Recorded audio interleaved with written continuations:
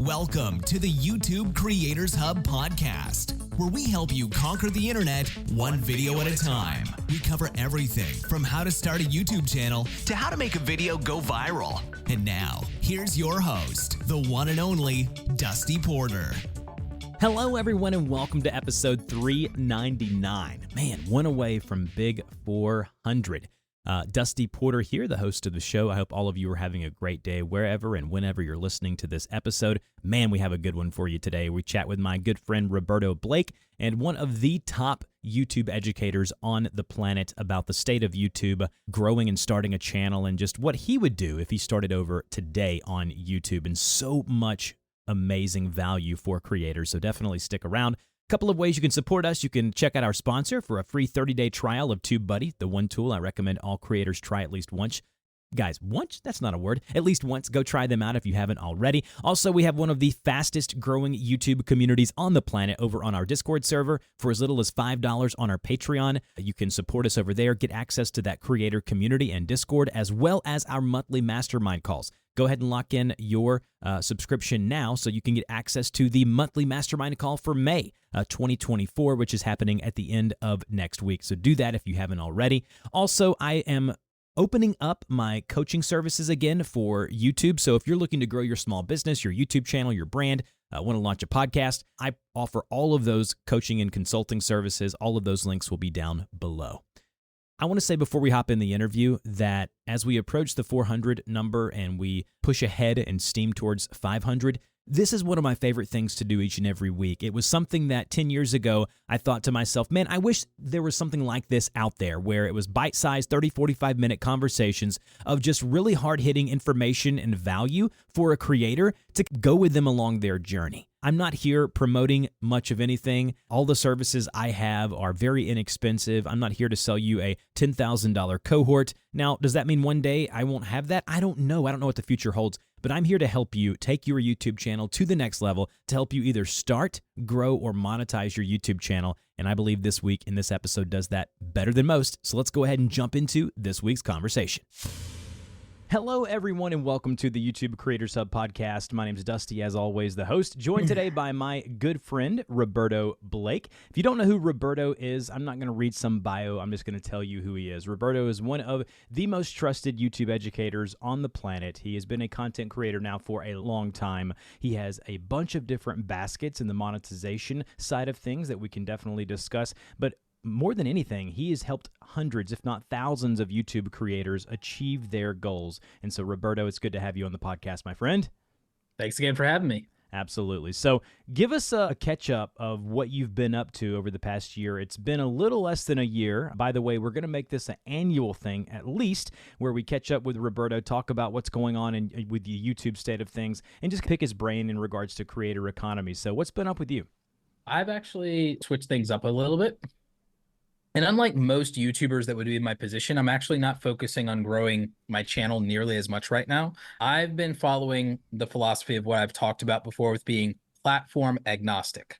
So right now, I'm not as obsessed as someone would assume. Like someone would assume right now at 600,000 plus subscribers that I should be chasing a gold play button. I actually was debating that last year, and I've opted out of pursuing that for the following reason of one thing, and I don't want to go too down the rabbit hole on this, the invalid traffic issue on YouTube that still has yet to be resolved and fully addressed by the platform. And it's something that's been affecting me and other creators for like over a year, I think now. Yeah. And I've been hit with the invalid traffic issue doing nothing differently than I've ever been doing, like more than 12 times on my main channel. And I've had several clients and several friends and colleagues that have been hit by this. I've seen creators lose 90% of their AdSense revenue because of the invalid traffic issue. And I'm not exaggerating that number either. It's something that we don't have any control over, but it's a reminder to me of the importance of being platform agnostic, owning control over your brand and your assets, diversifying your platforms, diversifying your income streams and methods there, and making sure that you have a strong relationship and reputation with people to where you're not reliant on only selling your reach, selling your reputation, selling your ability, selling your capacity for revenue generation. I think is much more important than just selling your reach. Reach can be bought with ads, but also Reach is something the platforms can giveth or taketh away. I'm very much right now focused on my newsletter, the Creator Economy Insider.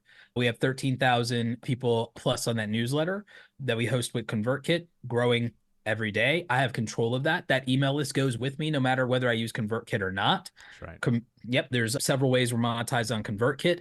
I have sponsors for the email list. So again, something I own, something that's an asset that I control. ConvertKit lets us have ad revenue, so I get a little bit of ad revenue there. And more importantly, I use it to also market my own products and services. It's one of my best revenue sources in terms of generation. It's one I actually control. So I've been focusing on that. One-on-one coaching with more creators, getting more creators to silver play buttons. We have several of my Awesome Creator Academy Pro Group members that have gotten silver play buttons now, Victoria, Ben, and Cassandra. So they do great channels. Victoria has the largest channel around the career development of medical coding, lucrative career field that a lot of people are moving into. Cassandra, becoming a farm girl. She's doing the gardening and homesteading niche. We helped get her to over 100,000 subscribers. She's at about 250,000 subscribers now. We also helped her plan her course launch and building out her stuff around that. And Ben has a quiz show channel on YouTube, and he recently got his silver play button to over 100,000, and he's crushing it. So we have some great people that we're working with, me and my team, and we're focused on the mission of helping creators more. We're looking at obviously trying to do more with creator education in depth. You may have noticed that I went to live streaming 2 to 3 times a week instead of posting regular videos 2 to 3 times a week. Regular videos will get me more views. The live streams are helping more people. Mm-hmm. So a lot that I could tackle there. I certainly want to break some of that down. When you talk about being platform agnostic, this is something I preach a lot. We are talking to YouTubers a lot of times, but sometimes they're over on TikTok or Instagram or Facebook. The newsletter is a great way to do that. I recently launched a newsletter, now have over 1,000, going upwards to 2,000 now. Nice. I'm really excited about that, something I should have done a long time ago. I have definitely seen the benefits of that. Also, it's one of the things I'm most proud of in regards to this podcast is that at the end of the day, I pay the audio host, but I own it, right? Like, this is my property, and the trust that I'm building here on the podcast has helped me grow the newsletter and then help me grow the YouTube channel. So when people are getting into YouTube right now and even trying to grow a channel, you don't even have to say just starting a YouTube channel. What are the things that you're telling them now that you weren't maybe even 3-4 years ago? What's different about the platform that you're trying to coach and that people listening to this can help them take their channel to the next level? That real world social proof and status cuts through almost all noise. That's a big one. If you want attention, the biggest thing and the hardest thing for a new creator, a small creator is to stand out, to get noticed, to get attention. And attention is in itself incredibly powerful. I don't think it's everything, but it's pretty close at this point, at least as far as content creation is concerned. Nothing starts without getting and having their attention. In the real world and in content creation now, the simplest and most direct way to cut through the noise and say, pay attention to me instead of someone else, value what I have to say instead of someone else, is bringing real world social proof to the table, which is why young creators struggle. A lot of young creators struggle because they start out in gaming. They're not a pro gamer. I coach pro gamers. I coach people who are some of the top ranking in the world in Crash Royale, Brawl Stars, and compete competitively in Clash of Clans. Right?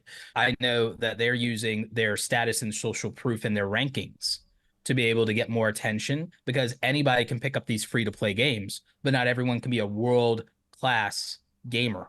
Not everyone can be ranked. Not everyone can have awards and win tournaments and be like top 10 in their country. The creators who can have an advantage. So sometimes it's better to be very good at something. A lot of creators come to the platform. They don't know what they like. They don't even know what their passion is. They bloody well don't know what they're good at. But see, that's where someone like our friend Emily D. Baker, she has a credential that very few people have. She's a lawyer and she has an expertise. Therefore, her passion around pop culture and the drama of the courtroom with these celebrity lawsuits is actually not only wildly entertaining but informative, but she also has a way to stand out versus some Joe Schmo or some T channel that has no expertise, has to look up what the law even is. No, she's an actual lawyer and she understands this, and she can make sure that you're educated and give you a depth and a perspective that nobody else in the world can. Even in entertainment, like Dr. Chris Rayner, who's a surgeon, who's a reaction channel.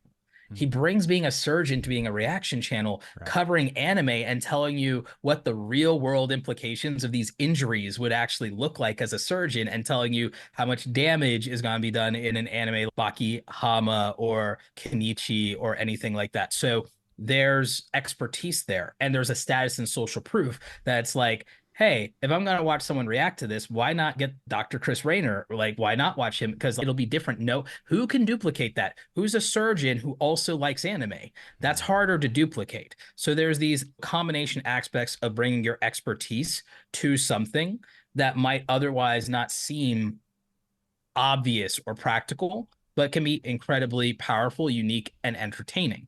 Real world status and social proof. If you want, Dr. Mike Diamonds is one of my clients. We worked together. We did 10 coaching calls. He got 1 million subscribers recently. He can back up all of his fitness and fat loss advice with science, because this whole thing is science-based weight loss. And the thing about it is, well, if you're going to take weight loss advice, having a doctor that's also been an award-winning bodybuilder, that's a really hard social proof or credential to compete with. You can't duplicate it very easily. So if you're going to listen to somebody, why not listen to this guy?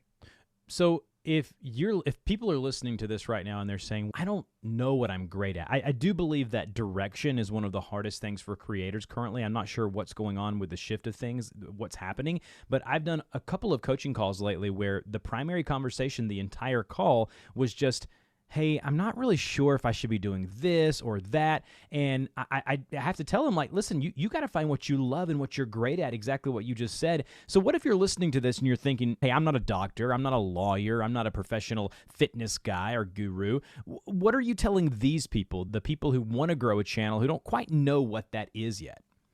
I'd question why they want to grow a channel, because if you're not good at something, then you need to be obsessed with something. That's right. There it is. I, obsessed with Star Wars, can tell you almost anything. I dare somebody. I can tell you almost anything about the Star Wars universe. Now, I might not know as much about, I can't always name who this writer on the script with Lucas was or who this actor was, but in universe, I can tell you anything about Star Wars. I can tell you anything about the Force. I can name 6 different planets that the Sith ruled over specifically and everything. I can go very in depth on the nerdy, deep lore of Star Wars. I can get philosophical about it, and I know the games. I can tell you about Darth Kreia and the Sith Triumvirate. I can tell you about Emperor Vitiate. I'm like nerdy as hell, right? So I am someone who's like a deep dive, absolute Star Wars fan.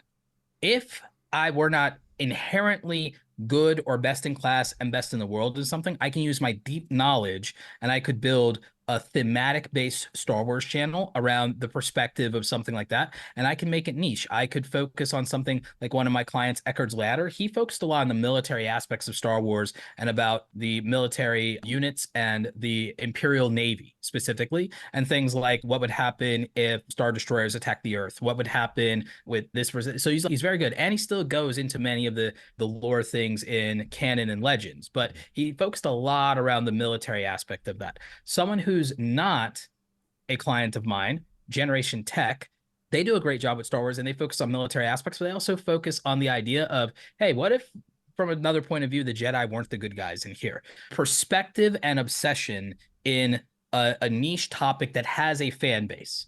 This doesn't necessarily work as well if there's not a large total addressable market, there's not a large group of people, if there's not a fandom around this, then this doesn't work nearly as well. So this works well around things that other people get obsessed about. There are obsessive people when it comes to Star Wars. There are people when it comes to anime, Pokemon. My friend Pat Flynn, Deep Pocket Monster, on the way to 1 million subscribers. Pat has been in business niche like me, plateaued at 500, 600K on YouTube, like in that same category that I'm in business development, content creation. He came it from the podcasting and public speaking angle versus me with the video content creation, social media angle. Relative number of subscribers, right? He has a much bigger, more successful podcast than any of us because he's the man like that. Smart Passive Income is his podcast. Despite literally turning thousands of people around the world into multimillionaires with smartpassiveincome.com and the podcast, despite being a New York Times bestselling author, the thing he will be known for and go down in history for is being a Pokemon YouTuber. Yeah.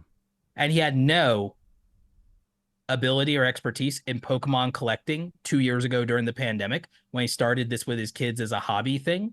He had no expertise in Pokemon to speak of 2 years ago. Now he's one of the biggest, most successful Pokemon channels in the world, holds 2 Guinness Book World Records for live in-person Pokemon events through his card party, his event card party, which will do its second annual probably this summer in Orlando. And so there's this thing that he really did not know anything about collecting Pokemon cards 2 years ago, and is one of the biggest, most successful, most viral channels in that entire niche without YouTube Shorts in long form and storytelling. Yeah. And it's because of community. It's because of finding people who are obsessed and serving people who are obsessed. And he built an affinity and built a deep love and obsession for it himself over time. He didn't necessarily start there. So the thing is, one, doing things, trying things, experimenting, that can be important. But if you really just wanted to cut through the noise and you don't want to go on a 100 crappy videos journey like I usually advise, the answer is to find something that either you're obsessed with or something that other people are obsessed with that you at least won't get bored with, and there you won't at least come to despise those people in the niche. So I would find things like that. Yeah, the obsession is what will lead to the talent, right? And the success you're going to have that you talked about at the top of the show of find something you're great at. If you're obsessing over something, you are going to have a tendency to become great. The power of consistency. And I hear you talk about this a lot on X and other social platforms about just the power of if you are outlasting the other people, which is what a lot of people don't understand, that power, a superpower of just, hey, just from sheer numbers of I'm uploading on a weekly basis every single week for 5 years, that's going to put you ahead of the game, right? I did that with my channel. I do technology tutorials, and basically people have taken my model. I've talked about this before, and they've basically scaled my model where I do 1 video a day. These people are doing 20, 30 how-to videos a day, and they're getting 11 million views in a month as opposed to 3 or 4, which is what I get. So instead of 50,000 views daily like I get to 100,000, they may be getting 1 million views a day. So understanding what you can really put your time in and devotion in and obsession in. And for me, it was helping creators and to help people get from where they are to get to where they want to be. And podcasting. That's another one of my big things and obsessing over that. Now, when it comes to just the technicalities of YouTube and the platform itself, how has it changed and how do you foresee it changing in the next couple of, obviously AI is a big hot topic. We can talk about that if you'd like, but what would you say are going to be the things that people can lean into now that might put them ahead of the game a little bit?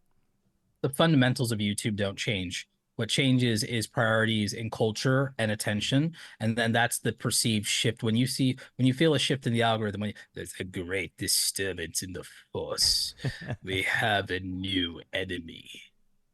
You could destroy us. Yeah, that's my Emperor Palpatine for the listeners. I think I'm pretty good at it. That's not bad. It's not bad. Your feeble skills are no match for the powers of the YouTube algorithm. And now, young creator, your channel will die. And then there's goes the lightning. So yeah, so that's the Emperor. Now, I think I do a decent EA McDermott, but what I'll say about it is the fundamentals of YouTube on a technical level and from an algorithmic level don't change because the priorities of YouTube itself, priorities of the platform haven't changed. The platform, like any other business, wants to take away and siphon attention from a potential competitor, and it wants a monopoly on time. Time is the currency of YouTube, and it's the thing that it sells itself on to the advertisers that fund it. Therefore, the market share is around the attention that harnesses in terms of the view numbers it can report, but also the watch time numbers it can report to say, hey, we do more watch time hours than streaming and more than Netflix and more than cable television. So the watch time is always YouTube's end game because that's what they market against their competitors. They market watch time versus Netflix, not users. They market watch time versus television, not users. They even market watch time versus other platforms like TikTok, not users, not downloads, none of that. Therefore, the reality is that watch time is the currency. And the other thing is there's only 24 hours in a day. All of these platforms and appliances, even television, are competing for a market share of all right, there's 24 hours in a day. This human being works 8 hours a day. theoretically, there's 8 hours left of leisure for them in a day on average. So we're averaging that out to 50 hours a week of leisure. We want our cut. So between all of us platforms, all of us apps, all of us devices, what's the market share of a human being's attention that we can harness and cultivate? YouTube has the highest overall average out of everything in terms of the time that it steals from us out of a day, a week, a month, a year. It wins. It's disproportionately winning. So what does that all mean about this algorithm? It means aligning yourself with that victory is ultimately your answer. And the clock for watch time starts with a click. That's why click-through rates are something we look at. Click-through rate doesn't by itself decide the destiny of a video, but getting a click in general does. That's why the view count matters to a degree, but not necessarily the click-through rate, because click-through rate is also a derivative of the impressions, and you may or may not be in control of that, because that is about YouTube's ability to identify what I, as a viewer, desire to be put in front of me, and then during the hours of the day, what I'm most likely to click on. So it's almost like a dating profile. It's figuring out who I will click on versus who I swipe away on. So it's trying to determine my taste, my preferences, my priorities, and what the balance of probabilities of me choosing one thing versus another is. That's why when you look at click-through rate, you have to remember that you yourself saw a video come up in your feed 8 times and didn't decide to click on it. So when you're taking click-through rate personally, don't look at like 1 million people chose not to click on me. Remember that those people might have been given 5, 7, 8, 4 opportunities to click on you, and you can't know when or why, and you can't know what their other priority was. They might not have clicked on you not because you didn't make a good video or thumbnail. They might not click on you because right now they're trying to find the answer to something at work. Then they need a video that's going to actually serve them the tutorial so they can get through the thing, so their boss doesn't fire them, so they can still have money in the bank and pay the mortgage. You don't know what someone's priority is when they are choosing not to click on your video. That's why you shouldn't take it personally, and creators shouldn't take that as much to heart. But do focus on the people who did choose to watch your video. Then look at the retention rate and look at where they decide to leave a video, and then what percentage of them left early, what percentage of them stayed, what stayed to 50%, and what the percentage of the completion rate on the video is. Then look at things like average views per viewer and optimize your videos to say, I need you to go watch another video if you're optimizing for YouTube growth. If you're optimizing for growth. I'm not optimizing for growth. The best thing someone can do is go from my video to booking a coaching call with me, or buying a digital download packet with me, or buying my book, or buying a $9 product that we have, like our ChatGPT creator prompts or something. Like, that's the best thing someone could do. For me, I'm not optimizing for growth. If I was optimizing for growth, I'd be pushing people down a rabbit hole to get them to watch 2, 3 videos in a row from me. If I was optimizing for growth, I'd be back to posting daily videos for content creation specifically, monetizing and making money online, but also how to get your first brand deals, but also how to get your first clients as a freelancer, and teach people how to work with creators and get hired by creators. My content, 0 to 100,000 subscribers, I was helping freelancers get jobs and get clients. Today, the people they want to work for aren't necessarily companies or entrepreneurs. A lot of who they want to work for in some capacity are content creators. They want to work for and do design work for a best-selling author. They want to do the editing for a podcaster in personal finance. They want to do the video editing for somebody who has a podcast, but maybe also has a course so that they know they'll get paid on time. They want to do that. They want to do the graphic design for an esports org. They want to do it for someone, they want a skill-based labor situation for someone in content creation because they still want to be attached to the creator industry, but they may not have the talent or the time or resources to go full-time.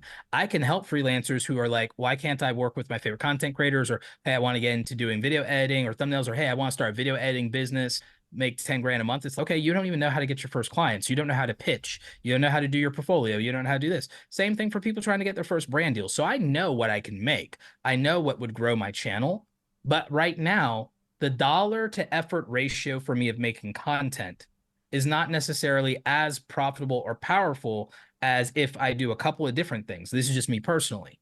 One, making content for brands pays me better than making content for my own YouTube channel. So I do a lot of UGC brand partnerships so I don't have to sell my reach. I leverage my relatability to the problem. I my reputation, and also my skills at converting and selling and revenue generation. So I use that more than my reach. The brand already has reach on their platform or can buy it with advertising. So I aligned myself to very good paying clients on the brand side, which I felt was more practical than trying to make it off AdSense, especially when invalid traffic is still out there and it's still something affecting mine and other channels. So you see, my point is you have to decide, am I optimizing for growth? If so, I play YouTube's game. Get people to click, get people to watch all the way to the end, watch another video, keep watching videos. And I can do that across multiple formats. I can get them with live streaming and watching me for hours on hours, and then get them at the end of a live stream to go watch a video that I already made. You can get them with shorts. Don't try to push them from shorts to long form. Push them on a rabbit hole of 5 or 6 short form videos because they already want to watch short form videos. When they're ready to watch a live video and they've watched a live video, you're in their watch history. If you have a a long form video that aligns with them, YouTube will promote that video to them when they're ready to watch long form. Don't try to get people to switch what format they want to watch a lot of the times. Long form viewers, push long form. Live stream viewers, either push them to another long form video for you because they already watched you for an hour. What's another 10 minutes? Or push them and raid a fellow channel and you guys raid each other back and forth. If it's short form, push them to another short. Get them binge watching because it's better to get them to watch 5 shorts and get 5 minutes out of them than to get them to a long form video that they click off of in 60 seconds anyway. That hurts that video. So YouTube doesn't inherently change in terms of its motives and what you need to do. Some of the systems might expand the scope of how you can do that. The culture might change what responds to the most, just like they're not responding to hyper-edited ADHD content in the TikTok style anymore.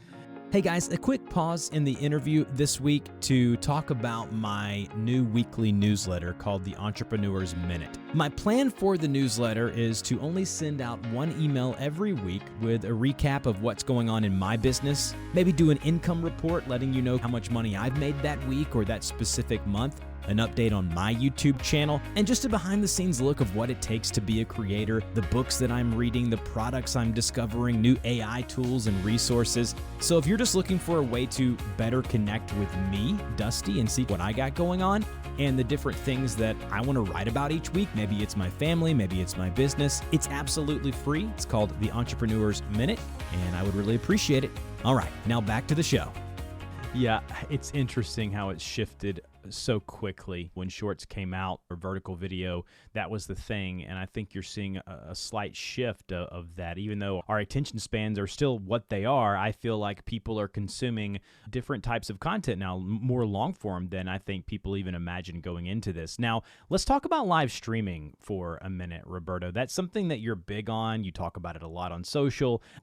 What are you doing to optimize these streams? I love what you're doing because you're taking a live stream, you're basically creating that content 2, 3, 4 hours, right? And then you're converting it into a long form video that you optimize with title, description, things like that. And then you could even be piecing it out and putting it on social or podcast clips or shorter clips by using AI tools or even doing it yourself. So talk about the benefits of live streaming and why a creator should look into it possibly. Sure. So in my case, something I'm doing is for all of my other platforms, I'm clipping pieces from my live stream and distributing them across other platforms. I'm using Opus Clip for that. I need to be a little bit more consistent and diligent about that. I'm being a little too picky about what clips I put out and schedule. Yeah. So instead of doing it daily, I'm getting it out a couple times a week, but the goal is to get it daily. Some platforms, the goal is to get it out 3 times a day if I can. And for some platforms, the goal will be like once a week. The best things for this for me are actually some of my interviews. I have one that I'm working on because I interviewed Jay Klaus. I interviewed Justin Moore. I have an editor that's going to get me back the one I did with Nathan Barry, CEO of ConvertKit. I'm going to be interviewing the CEO of Kajabi in person. I'm probably going to be doing the CEO of Licked remotely. And I already did remotely the CEO of AppSumo, Noah Kagan. Why am I bringing this up? It's not just so I get the opportunity to name drop. It's because I'm making a point that I have these people who themselves have credibility, social proof, status, and audiences. I get to tag them in multiple platforms and then subtly, algorithmically reach people who have awareness of them or are connected to them in their network. So now by posting these on X, LinkedIn, Instagram, Facebook, and so on, and then being able to tag these people that I have these interview-based collaborations with, I'm able to now tap into their audience. The next step for me for that is in these platforms, I also get to have links in a description or in the caption or something like that, best thing for me is to offer free value and get them with my lead magnet onto my email list, because now I own the relationship with this extra audience that I went through the trouble to reach. For me, it's not just about growing these platforms. It's about siphoning from these platforms to grow my own relationship-based platform. So I'm going to use the awareness platforms at scale. I'm going to use them for their reach and their scale, deliver value in terms of my reputation, then through that reputation building, siphon them down to a relationship platform. And then from there, once I've now used traffic and I have this trust, we're in a position to where they're going to be comfortable to do a transaction. So that leads to revenue. So reach, reputation becomes relationship becomes revenue. Yeah, traffic, trust, transaction. The relationship to revenue is a thing that I try to talk about here a lot, is that finding, whether it be ad revenue, coaching revenue, affiliate revenue, it's all starting with a relationship, with the trust that you're building. And it's one of the reasons why I love podcasting so much, is because of the long form nature of podcasting. People are listening to me. People have gone back and listened to hundreds of episodes that I've done and interviews that I've done. And so they feel like they know me. So when I do finally land them as a client for coaching or whatever it may be, they come at me in the introductory conversation and they say, I feel like I've known you forever. We've built that relationship through the podcast, through the email newsletter, which I've decided to format mine in a more personal, down-to-earth way of just like, hey, you're getting a behind-the-scenes look of what it is to be a full-time creator, an entrepreneur, solopreneur style of, hey, this is what I'm doing this week. This is what's happened. My dogs just got fixed when I had 2 dogs, and it was a crazy, crazy week. But you're also able to pitch in, hey, I also interviewed this amazing person on the podcast, and I did 3 tutorials on my YouTube channel. I'm revamping my website, giving them behind the scenes. I have a guy that I've actually been consuming his content for a long time, and one of his strategies is that basically he live streams his whole life. Like, he live streams what he does, and you see this on YouTube where people live stream the IRL streaming, studying, things like that. Yeah, people love. We used to call this live casting back in the days of Justin TV. That's right. That's way back before it merged into Twitch and things like that. So the people love that. They love the behind. That's why they love this podcast, because they love getting a behind the scenes look of what it means to be a creator and the things that you go through. So I love that. I love that you talked about just converting it from the relationship and then build that trust and then get the revenue. Now, as far as the format and structure of YouTube, we all know what's happening with vertical video. We all know what's happening with TikTok. Where would you, if you're a YouTuber, a creator, a content creator on YouTube, we've talked about platform agnostic, going off platform, building an audience off of YouTube so you own it. I get that. We've definitely talked about that. So it's a content first approach, by the way. It's an audience first and content. So it's audience first, but it's also content first in terms of I may be prioritizing putting this on YouTube, but I'm not making it for YouTube. I'm making it so that it's something good enough that if it's consumed anywhere, it has value. And I think that's what people don't understand, is that you can talk about all these things about these high-paying coaching clients and the things that you're doing in your business, Roberto. But if you don't make the YouTube videos, if you don't record the podcast, if you don't do then it the doesn't news, happen. None of this works, right? So although you're not focusing on the growth mindset of a YouTube channel, you still are using the tool to get the end result. And I think that's what people have to understand, is figure out what your end result, what you want it to be, and your target audience and who that should be. So I want to talk about YouTube right now as a platform. Where would you put your focus? Like, should people worry about tags? Should they worry about all these dumb things that we talk about as educators on YouTube? And I get so tired of it. I'm almost so sick and tired. Me and Nick were talking about it at the end of last year of just like, hey, these same bullet points we talk about all the time. Where is the biggest ROI? Where should I be putting my time? Ideas. But the reason we talk about technical things is because he who is faithful in little is faithful in much. That's true. It's about intentionality. So it's not that tags inherently do or don't matter. It's that the thoughtfulness and effort into knowing how to properly categorize and identify the features and aspects of your thing, like any other good product. When we go to Amazon, would you tell an Amazon seller behind their product, or an Amazon, someone who wrote a book for Amazon, that their keywords and tags don't matter? No. I look at YouTube. Now, some people look at YouTube as art because that's how they're doing it. That's their expression. Some people look at it as they're a performer and they're an entertainer. And then there are the person who is a thought leader and an educator and wants to maybe influence somebody's profession or direction in life or help them, guide them in some way. So that's an educator. So you have educators, you have entertainers, and then you have artists. But here's the thing. If you were an artist and your work was going to hang in a gallery, the gallerist still has to categorize and catalog your artwork. So they have to determine, okay, what year was this work painted? What's the name of this painting? What are you calling it? What was the medium? Did you use oil paints? Did you use acrylics, watercolor? Is this impressionist? Is this realist? Is it surrealist? What type of, let's get into the granular details of the art form. So these will be categorizations and labels that happen, correct?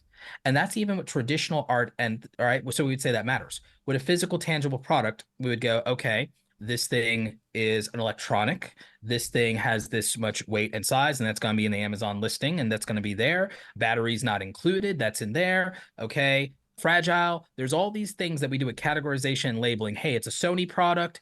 It's a mirrorless style camera. It has 2 SD card slots. It requires this type of battery. There's all of these labeling mechanisms and this categorization schema to it.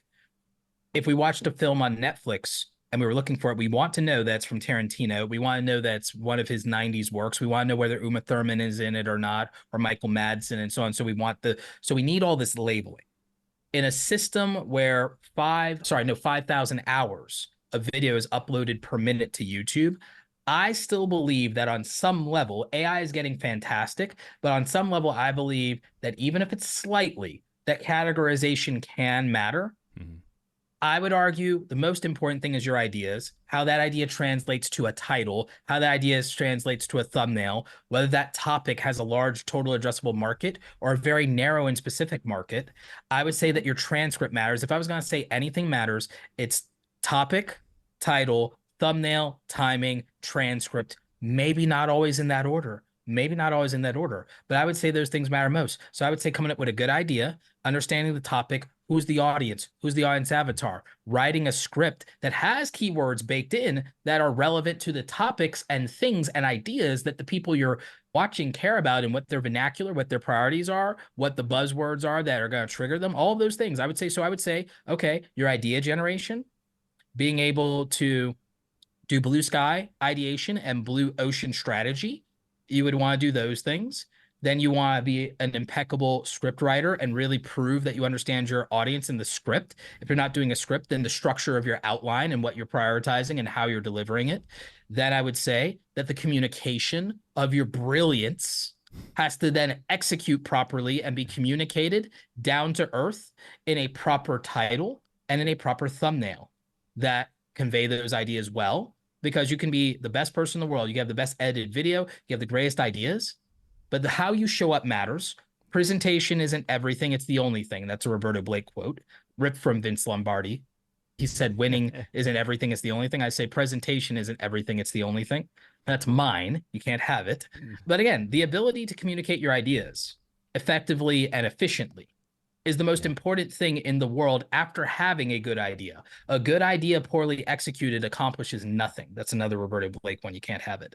Yeah. So then execution is everything. And then once you get past getting that initial click, by the way, that decides the view, it's all a retention game. Retention is down to production, performance, and personality. Production, performance, and personality. Hey, am I getting good video, good audio, good lighting? Because if I'm not, it's a distraction. Hey, what about the personality? The personality is the style, structure, storytelling, and that's a lot communicated in the script writing and in the editing, and then also in the choices of the overall visual aesthetic as well, and the settings and layout and all of those things, and on stylescape, everything, all those decisions, and the storyboard. And then you have the performance. The performance is down to the confidence with which you communicate, the clarity with which you communicate, and then the connection you make emotionally to the viewer or consumer. So I succinctly have a system for breaking this all down, and it's all based in behavioral psychology. That's it. This is just human behavior, 101. And that's what YouTube is. It's another expression and measurement of human behavior. What am I interested in? That gets my click. What holds my capacity for attention? That gets my time. And then what delivered value to me gets my loyalty. And that's what YouTube is. Yeah, that's great. That's powerful. The way that you broke it down, because it really is I know you said a lot there, but it's really simple if you think about it. As far as the ideation of the video idea of, you talk about Pat Flynn earlier and what he's doing with Deep Pocket Monster. It's funny, he's now done these style videos that are being copy and pasted, right, for other Pokemon creators who have been in the game for way longer than him, because he's such a good storyteller. But he put time into it. And his presentation is impeccable. The way that he's a world-class public speaker. He's a world-class public speaker, right? And I think that's one of the things that goes so unnoticed for creators, is that they think that, oh, just because I have good information and I have good this and good that, you're getting on camera and you're looking like you'd rather be anywhere but there. So it's understanding that people do stay around and stick around for you and who you are, and the way you're presenting yourself, like you said about showing up, is important. I want to close with this question, because I think you're going to have a decent amount to say on this one.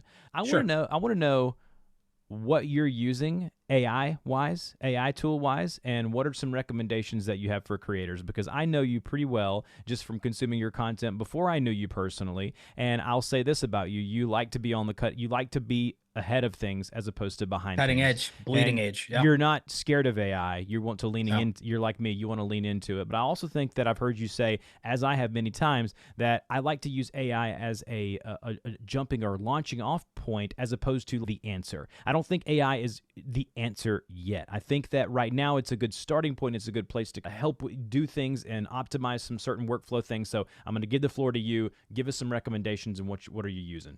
I wouldn't even say it necessarily has to be a starting point. I actually believe that all it is a performance enhancing tool. There we go. So the thing is, AI works when you're already smart and when you're already a good communicator. AI works, especially text-based AI, works in proportion, which means text-based AI is ChatGPT, Gemini, Claude, Midjourney, DALL-E 3. That's text to image, text to even Runway. So it's all text to image, text to video, even text to audio. That only works for maximum ability in the hands of someone who's already a good communicator, someone who's already a good writer, someone who's already got a command of language and a robust vocabulary. That tool in the hands of someone lacking those things can get them to slightly above average, or finally help them be mediocre. But if someone already was average to above average at that, or is already exceptional at that, they now become a god. That's the difference. The power scaling. Yep. It's power scaling. AI can only enhance your base stat performance, meaning that if you are already bad at something, AI will take you from bad to being mediocre or good. But if you are a good, it can take you to great. And if you are a great, it can take you to being extraordinary and exceptional, because all it is a force multiplier. That's why even when using something that's a non-AI tool that is now about speed or scale, if you already make great, beautiful content that's well produced, and then you run it through AI curation, if you're a great interviewer and you have beautiful camera gear and you have the camera angles and everything like that, what do you think is better? Something like that running through Opus Clip, or somebody with the bare bones shooting out of a potato, bad audio? What do you think scales more? Something great and well made going through that, and then saying, okay, I can literally now get 30 videos out of this beautiful shot interview, or this beautiful talking head video, or this stage presentation at one of the greatest venues in the world. Getting 30 clips of that, or are we just going to go with 30 clips of your bare bones gameplay with bad audio? Which one of those scales? Right. The starting point matters.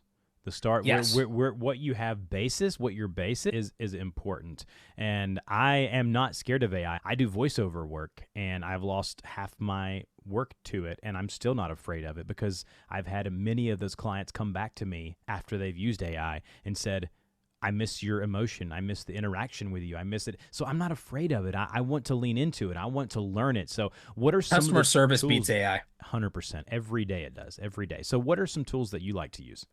So it depends on everything you're doing from a workflow standpoint. One thing I will tell you is you don't want to try to generate your entire script in ChatGPT. No. It's actually better used if especially with the newest version, if you give it context in memory, so that always has these things in the back of its mind when it's dealing with you specifically, which means now you will always have unique outputs.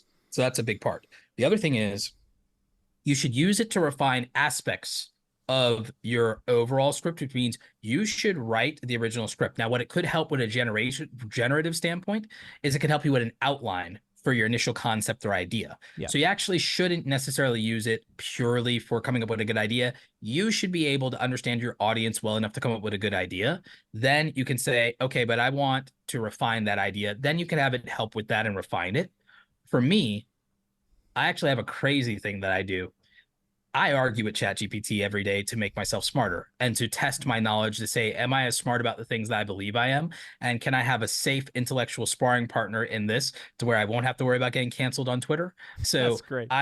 so I use ChatGPT to make myself smarter and to test my ideas and my theories and to test my own knowledge of my ability to explain, articulate, or combat criticism even, or even to judge, is this valid criticism that I need to respond to, or is this criticism that isn't valid or factual that I need to ignore? And then I have it help me with, okay, create protocols and rules for me to know what criticism is good and what criticisms to ignore. If I'm in my feelings and I can't do that, let me just give it to the robot. So let me do that. I'll also do things with ChatGPT where, from a practicality standpoint, now I can have it analyze my YouTube videos and generate the timestamps for my long form videos. Yesterday, I went back and I did 3 months of timestamps in 45 minutes. Yeah, I'm curious. Because, and that's just one tool. Yeah, that's just one tool. We could probably have a whole episode about this, and maybe you'd be interested in that. I'll come back for an AI tools episode. I think that...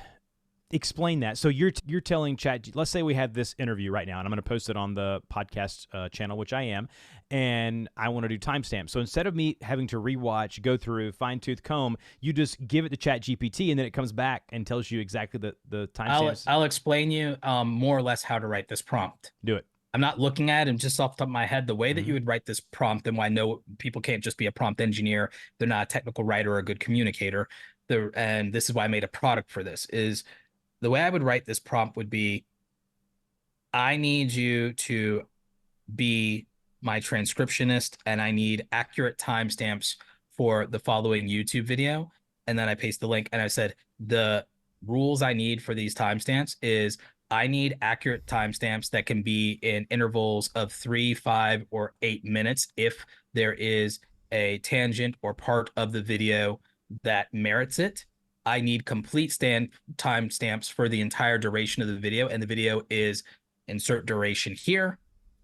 And I need it to be output in this format. And then I give it the format that I want. So the formatting is what frustrates me sometimes, right? Because I have a system that I put in the Notion that I haven't published anywhere, but I have my Notion where I prompt for every video that I do. And one of the prompts is, okay, now provide me with the best keywords for this video, and I actually have to get the keywords and key phrases given to me, and then I have to respond back, okay, now give them to me separated by commas, right? Like, the formatting is so frustrating sometimes because it gives me in bullets. So I'll tell you how to deal with this. Part of what I just did is the assignment or creative brief that I would give you if you were a human being. I don't treat ChatGPT like a machine. I treat it like a fractional employee. I treat it like a remote worker that I need to give precise information, who has to go off of these things sight unseen. And it's my responsibility. It's my responsibility to train it in the way that I want it to serve me. It's my responsibility to train an employee to be successful. So the thing is, I can't have them guess, or I shouldn't have them go look up what's the right YouTube format for timestamps.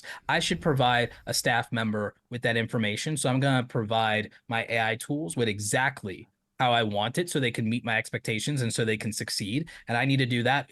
I do that with my human team. So like the way that I would handle communicating instructions to a remote worker, I need to be as thorough and as diligent with that and not abuse the AI and expect it to guess and then be mad when it comes back with crap.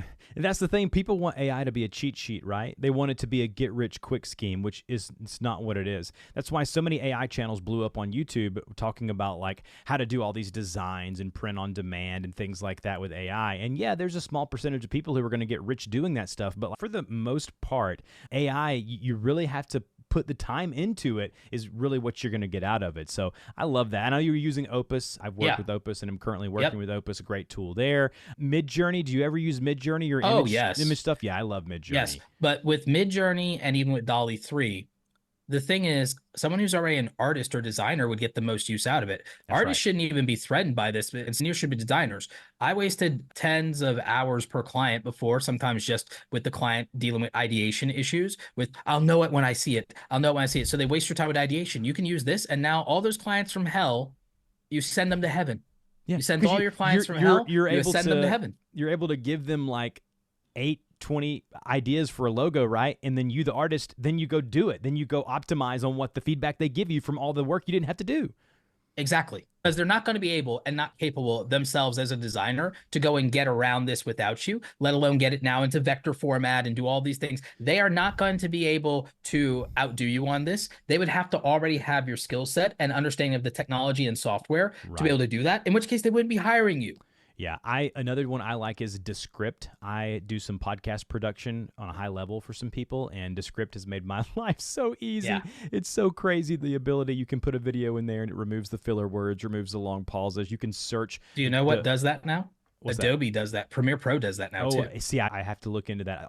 Everything, the tool that I use for... I think DaVinci now does too. DaVinci does too. I use a tool called Grammarly and have been using it for 7 or 8 years. They've actually sponsored my channel. I used to sponsor the podcast. I use that to... I've basically called that my spell check on steroids. And so I do all my writing in kind of the Grammarly app, and then I let it help me do that. And they've got some Notion, another one of the tools that I use regularly, also has some really cool AI. So I think we're going to pause here because I believe that I'd like to do a longer form episode with you where we just open it up about AI, artificial intelligence. I would love to. I've got tools for writing.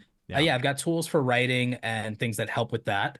I got tools for the side when it comes to some of the marketing aspects of this, repurposing, obviously, image creation and generation, the AI video tools and plugins as well. So we can get into that, like Firecut and Podcut? Yeah, I've dabbled with that one. Yeah, so that's what we call a tease in the business, folks. That one is a little bit of a tease, to be honest with you. Yeah, so stuff like that. There's some great AI tools, and there's a lot of great AI integrations with some of the native apps here as well, like Adobe. I love what I saw the preview when I was at NAB. I saw that. When I was at NAB show, what they premiered with Adobe Premiere and bringing Firefly directly into that for things you could do with video, it was mind blowing. That's going to be interesting. Yeah, it's going to be a brave new world. The people who are on the edge and know what they're doing and learn how to prompt, and there's so much free information out there right now that can help you be a better prompter. I know you have a product. I'll definitely link that in the show notes of this episode. But Roberto, you have been amazing. We're going to do this again, and I'm going to be messaging you later this week, if not next week, and we're going to set something up to do the AI call. Thanks again for being a guest on the podcast, for being a recurring guest on the podcast now. Again, RobertoBlake.com, Roberto Blake on YouTube. You'll have all of his pertinent links will be in the show notes. Anything you want to share as we close? Yeah, if you happen to be on YouTube and find me at Roberto Blake, I'm doing live streams usually Monday, Wednesday, Friday, 6:30 p.m. Eastern Standard Time, roughly. We do monetization Mondays, so we're talking about how to scale and grow the business side of content creation. Workshop Wednesdays when we get super practical, more hands-on demo, and then FAQ Fridays where we get into analytics, and I also answer any questions you have about strategy, growth, and ideation. And for all of my products, you can check out www.awesomecreatoracademy.com. And that's where you can work with me or join the pro group or buy one of our standalone products. All right, guys, thank you again for listening, and we're going to go ahead and cue the outro. Hello, everyone, and thank you for listening to this week's episode of the YouTube Creators Hub podcast. I really do appreciate it. Don't forget, you can subscribe to the show for absolutely free in your podcast player of choice. Also, there are ways you can connect with us. You can support us by supporting our sponsor, TubeBuddy, as well as supporting us over on Patreon to get access to our creator Discord community. And I also offer YouTube coaching and consultation, YouTube channel reviews, and just overall business coaching if that's something that you are wanting to look into. So make sure you check us out there, and we'll see you next week.